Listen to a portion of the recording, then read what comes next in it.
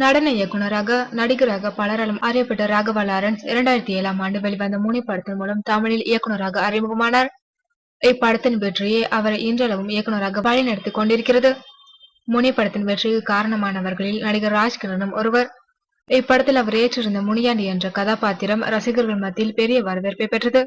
முனி படத்தின் 2ஆம் பாகமான காஞ்சனா, 3ஆம் பாகமான காஞ்சனா 2 ஆகியவற்றில் ராஜ்கிரண் நடிக்கவில்லை.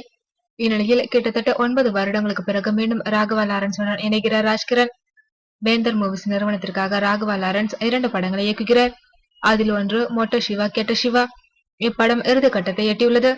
மற்றொரு படம் முனியின் 4ஆம் பாகமான நாகா. இப்படத்தில் தான் மீண்டும் நடிக்கிறார் ராஜ்கிரண்.